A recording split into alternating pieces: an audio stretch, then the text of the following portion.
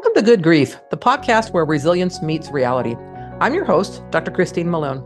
In this podcast, we delve deep into the stories of individuals who've triumphed over tragedy, adversity, and trauma.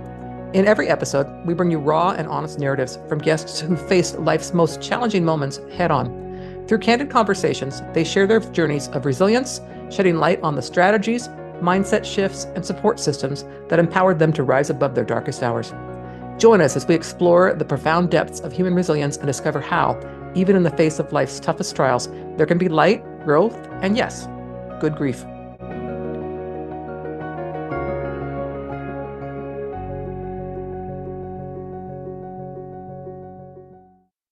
Okay, listeners, thank you so much for joining me for today's episode. My guest is Dr. Linsey Willis. She is an author with 44 years of human resource experience as a management and organizational consultant, expert witness, coach, and educator. And we're going to talk about her experiences and her book that has come out. It's called Be There, My Lived Experience with My Sister's Bipolar Disorder.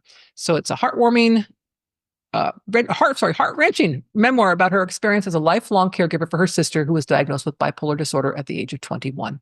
So Dr. Willis, if you would like to tell us a bit about yourself, and then we can kind of talk about, your book, why did you decide to write it, and your experience with your sister? Well, myself, currently I'm a recent widower. Fortunately, my husband got to listen to us reading some of the chapters of my book before he passed away. He lived with the situation with my sister from all the years of our marriage. We were together 39 years, so he was well aware of all we went through, me together with him or just separately. I have my own consulting business, so that's good. I work in 3 different areas. I work in law enforcement for promotional testing. We help people get promoted into management ranks throughout the U.S. We write exams for police departments. I work in another area of an expert witness for personal injury attorneys and also employment law attorneys and personal injury attorneys, negligent hiring, retention, and supervision. And then the other area I work in is I teach some workshops at executive ed at FAU, and then I also do week-long workshops for a company based in Dubai. So my plate is very full, but a lot less full than it was before. So, why did I write the book about my sister? Well, I started writing the book about my sister back in the very early 90s, and I had a very rough draft of the book, and my parents read it, and they said, one day this book will be published. And then I put the book down for 20 years. And then I picked it back up again and started working on it in around 2022, and never even thought I'd get it published. But I'm very glad it's published. There's 3 chapters of self-help in the book, and I wanted to memorialize my sister's life, and it was also healing for me and therapy for myself. Yeah. No, I know that with writing my own book, same thing. I wrote it mostly for myself, but yeah, definitely had that cathartic part of it as well, which was wonderful to have. So tell us a bit about your sister, her illness, kind of how it impacted you, your family, so on. Well, I mean, I lived with my sister's illness my whole life, even though we lived in different states. I moved to Florida in 1980. My God, I can't believe it, after I finished grad school, even though she was living in different states, mostly in New Jersey. I was impacted by her life because of the fact that she had been diagnosed at age 21 with bipolar disorder. And then she was treated for it. She had an overdose of Quaaludes, and it's in a book. And she was at Brown University, Butler Hospital at Brown University in Providence, Rhode Island, for 3 months being treated. And that's when they diagnosed her. She was on lithium and a mild tranquilizer, and she was able to work for 12 years and have a fairly normal life and finish grad school. And she was, believe it or not, a master's in social work from University of Pennsylvania. And she, worked psychiatric social work, believe it or not. So I thought all was well, and that I didn't know then that there's no cure for it, and that it's found out it was genetic. And then just later on in her life, when it got her life spiraled out of control, I was exposed to it almost several days a week, on the phone with my parents when she was living with them because she could no longer, she had her first marriage and divorce and moved in with them and managed to work for a little bit, but then she could no longer work. The illness was so bad, that was it. She could never work again. Wow. So did they I mean, I know today's day and age medications might be different than they were for her when she was first diagnosed, but did they not have like a medication regimen that could work to help with her disorder? Well, you see, lithium was the miracle drug that came out, I think, in the late 60s, early 70s. It's basically a salt, and that stabilized her for 12 years and a mild tranquilizer. But then it became toxic, and she could no longer take it.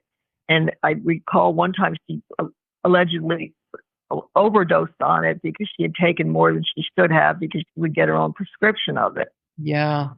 So from that point on, it was all these different meds that she tried, and it's just crazy. It was just, and there was a time when she would get the medication still at the pharmacies in Daytona Beach, and then she would, take too many, and then she got kind of hooked on, well, not really hooked, but they eventually just called her dual diagnosis. She's not only bipolar, but she's a prescription drug abuser. If that's yeah. private. Yeah. No, I had a guest in a earlier episode talking about bipolar disorder and depression, and she made the comment to me that when she first started on medication, she realized that one made her feel better, so she thought more would make her feel even more better. So that's why she would overdose herself, looking for that magical whatever piece where I'm going to feel quote unquote normal is the word she used. And I was thinking, oh, okay, I can see where that would come into play, right? So how did you deal with your sister's illness throughout her life as her sister? I mean, you said you lived in different states, but still connected to family. Kind of how did that impact you? Well, I lived with it every day of my life. I thought about her every day. I despite the fact that she was very cruel to me when I was growing up and very, very mean, I was always there for her, and I always had her in the back of my mind because of the tumultuous life she lived after she had her first divorce, and just dealt with my parents with her, and hoping that someday she would get better. But the more you learn about the illness, they're never going to get better. They're just going to get stabilized. So I dealt with it every day. It was painful, but I continued with my work and my career.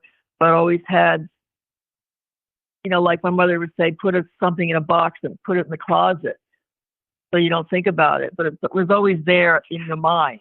Yeah. And sorry for her, and feeling, there were times when I felt like I should have been the one that got the illness, because when we were growing up, she was always smarter, got better grades, got almost perfect scores on all her college entrance exams, was a better athlete than me, could do, better swimmer than me. She could do all the gymnastics I couldn't. So I always felt like I was in her shadow. And then when she got really ill, it was very difficult. But I continued in my career and my life, but that was just something else, part of your life that's always there. My parents were dealing with it more than I was during those college years in the beginning of my career, and then when she had to live with them, and then it became more in the 90s, it became all the time, because she was living with them, and then she finally wasn't, living in different places. We all dealt with her. Yeah. So it was always there in our minds. Right. So what were some of the things that you did to sort of deal with all that pressure and grief and frustration and so on during those years? Well, for well over 25 years, my husband and I did long distance running as well as triathlons.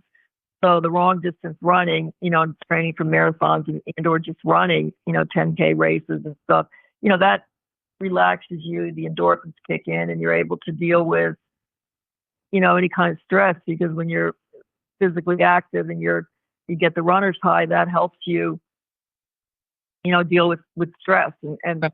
sadness. Yeah. And then just talking to some friends about it, and just hoping and praying that things would get better. Yeah. Yeah.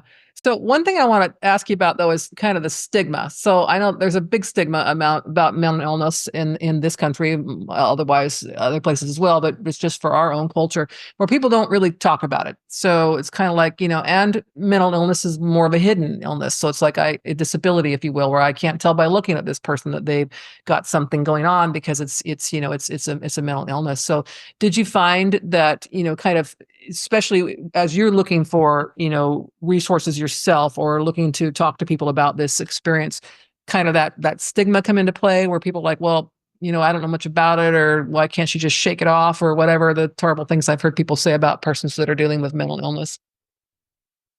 Well, for years, when my sister ended up having to live with my parents when they moved to Florida in 1987, they're deceased now. They finally, they hid it away in the closet. They never told anybody. They finally told their neighbors, what the situation with my sister, because they just finally said, well, we're just going to, open the closet and tell people, why is your, daughter that age living with you? Right. Back then it was a stigma. People wanted to hide it, but now it's a lot more open. There's thousands. I've looked at of Facebook groups, and there's several groups I looked up, and there's thousands of people on these Facebook chat groups who are bipolar. I couldn't believe it. Yeah. And now they're more out in the open because of social media. Things are more out in the open. Yeah. And so, and you don't want to tell anybody because, oh my God, they'll think that there's something wrong with me. It's really a chemical imbalance of the brain. Right. And, oh, there's something wrong, and so people shouldn't be embarrassed by it. They should be compassionate, but a lot of people are, I've got somebody in my family who's, mentally ill. Yeah. Well, there's millions of. Yeah. Probably all of us have someone, at least one. Yeah. But everybody I know, my friends, know somebody who has close to them, their family member or other friends that has somebody that has a mental illness. Yep. It's very common. And again, but still stigmatized into a way where people just don't talk about it, or don't want to talk about it, or they want to make excuses and not, talk about how this is actually a medical condition. This is not someone who wants to be this way. I mean, person doesn't want to be depressed and they don't want to be whatever. I mean, it's just again, that brain imbalance. So how did your relationship with your sister, like later on, prior to her, or maybe after she's living with your parents, but up until the time she passed, what was it like as adults together? Well, the last 6 or 7 years of her life, she was much nicer to me. The last 15 years of her life, she lived in an assisted living facility that we found for her in Spring Valley, New York. So she stabilized there. She had a boyfriend for 9 years. But prior to that, she was living in different places, and her third marriage ended. And the guy, her husband, that's in my book, who married her he met her down in Florida when they were in a dual diagnosis program. He just dumped her off at a state institution where his brother lived. So all these things that feeling at a distance because we were in different states, but I was dealing with it head on the phone, phone calls and all this other stuff. So it was always there, And when she was living with my parents, and then they could no longer have her live with them anymore, and she was living in different apartments, and we were living with it every day, and it was just phone calls, raising my voice at her when my husband said, don't yell at her. But it's so frustrating dealing with the behavior, and the. Yep. I know exactly what you're talking about. That is difficult. Tell me a bit about so someone who's listening, obviously we want them to read your book to learn more about it, but tell us a bit about what kind of advice would you give to someone maybe as a caregiver or a coworker or a neighbor or whatever it might be, if they've got someone who is bipolar in their life that they are working with, dealing with, whatever it might be. Well, I guess if you're a compassionate and caring person, the first thing I would advise them not to do is to say, we're going to discard this person. We're going to have nothing else to do with them ever. Yeah. Person's really, really sick. If they have schizophrenia, and they become violent and all that, or you just have them off. But if they're not in that situation where you're really scared of them, don't abandon the person. Right. They need a lifeline. So we were my sister's lifeline, but a lot of people don't want to be bothered. I've met several people in my life when I went to National Alliance for the Mentally Ill, and other people that have, they've got a mentally ill sister or brother. Well, how are they doing? I have no idea. We have nothing to do with them. So that's when I heard that years ago, I was like, are you kidding? Or they're not in touch. Why? Because we don't want anything to do with it. I'm like, that's just so horrible. Yeah. How could you be so? Even though I went through some horrible times, and I even left some things out of my book that were even worse. I said, I can't write anymore. Yeah. No, I know. Be patient. That's why the book is called Be There. It finally hit me. I've come up with all these different titles, and all of a sudden I'm reading over the draft and I'm going through it. I'm like, wait a second. Oh my God. Oh, there it is. Yeah, I said that. I was always there. Be there. Yeah. That's the best thing you can do. Yeah, I heard that. Tell me one part in your book that struck me, where you introduced what we call the 4 C's. So tell us a bit about the 4 C's and kind of how that can be helpful with someone who's dealing with a situation like this. First of all, you have to realize you're not the one that caused the illness. They may blame it on you. Say the ill person may blame you for their behavior. You didn't cause their illness. You can't cure it. That's for sure. And you didn't cause it. You can't cure it. Can't control it. Do things to help them to have a better life and enable them to cope better in their life by being there. But you must cope with it. Right. The best thing to do is cope. Many ways to cope with the illness, and how I did do all those things, all those years. Right. The best coping is to not abandon them and be there. Yeah. Because you how to cope with it to the best of your ability. You build strength, and you have to have strength. We helped her financially. That's another thing very important. But not everybody can help them financially. And you didn't ask the question yet, but first of all, I didn't think the book would ever get published. I sent it to 12, not the top 5, but I sent it to 12 publishers. Most of them were hybrid, no self-publishers.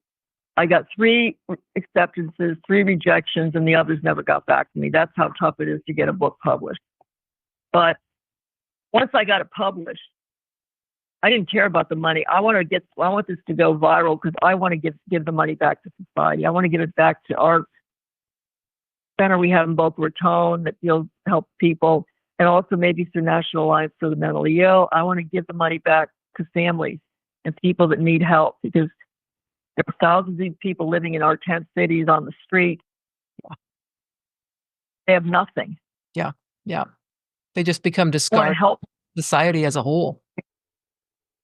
Money's not about me. I want to make the money for myself. I want to help. Of course, I keep some of it. I want to take it to help other people. Yeah. Yeah. No, that's very admirable.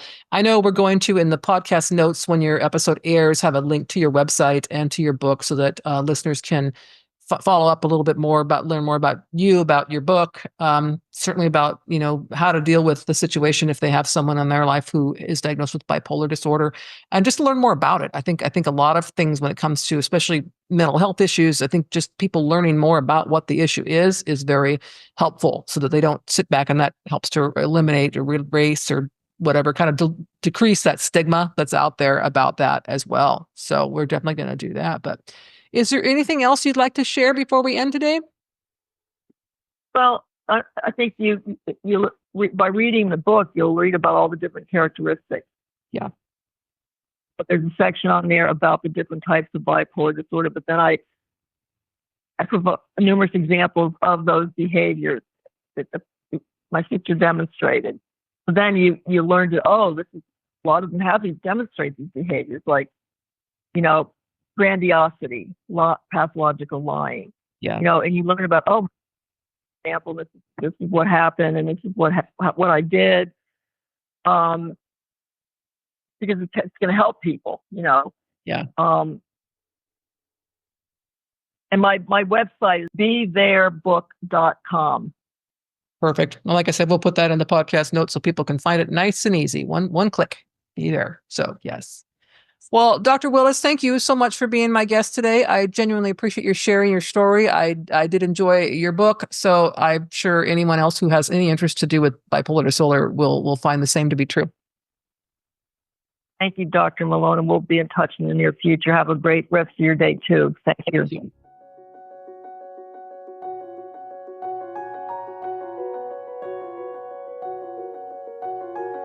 Thank you for joining us for this episode of Good Grief.